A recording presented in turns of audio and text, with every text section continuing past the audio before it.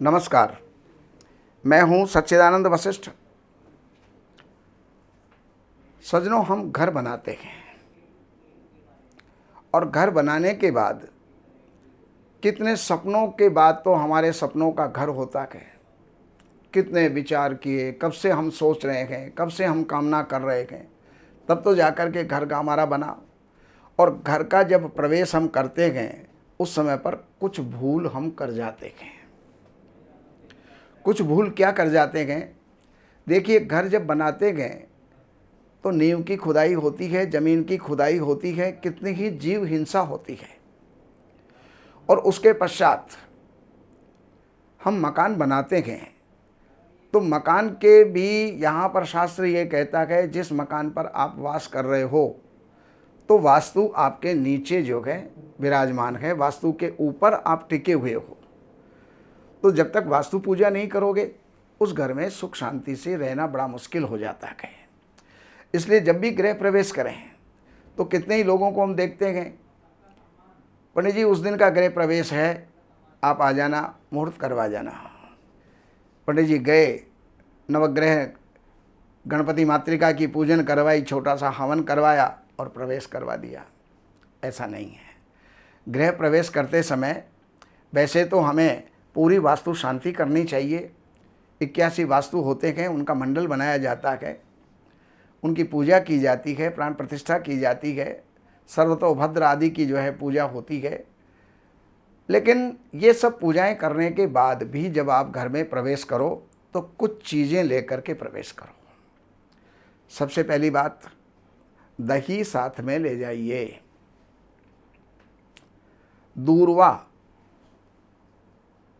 हरी घास जिसको दूब भी कहते हैं, वो जो है आप साथ में ले जाइए। दरवाजे के ऊपर एक कन्या का पूजन कीजिए और उसको अपनी यथाशक्ति वस्त्र और दक्षिणा, भोजन उसको देना चाहिए।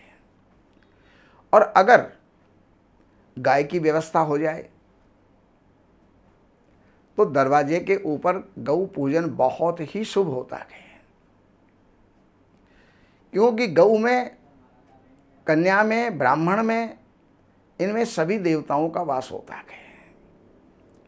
तो गौ पूजन अवश्य करें।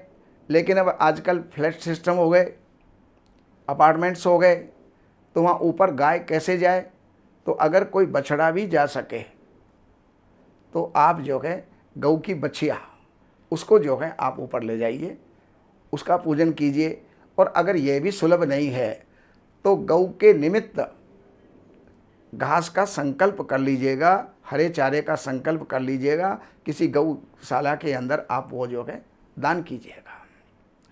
इतना करने के बाद जब घर में प्रवेश करें तो सबसे पहले शंख बजाते हुए ब्राह्मणों को साथ में लेकर के अंदर आप जो है प्रवेश करें। घर की बहन बेटियां, सौभाग्यशाली स्त्रियां, ये जो हैं घर के अंदर प्रवेश करें। और घर में जाने के बाद सबसे पहले अग्नि की पूजा करें, क्योंकि अग्नि हमारी अन्नपूर्णा देवी का भंडार है, जिसको हम रसोई कहते हैं। तो अग्नि की पूजन करके नल देवता की पूजन करें, क्योंकि जल नल के माध्यम से ही हमको प्राप्त होता है। तो ये सब पूजन करने के पश्चात अपने घर की तिजोरी की पूजा करें। घर के ऊपर एक ध्वजारोहण करें, ध्वजा लगाएं और 10 झंडियाँ 10 दिशाओं के अंदर आपको लगानी चाहिए। फिर देखिए आपके घर की जो है, घर कितना संपन्न होता है, कितना सुखी होता है, स्वर्ग जैसा बन जाएगा। बाकी और भी जानकारियों की आवश्यकता है तो इन नंबरों के ऊपर आप संपर्क करके कार्यालय से अपॉइंटमेंट लेकर के कार्यालय की सेवाएं अर्पण करें। और उसके पश्चात आप जो भी जानना चाहते हैं, जो भी समाधान आपका है, वो आपको प्राप्त हो जाएगा। नमस्कार।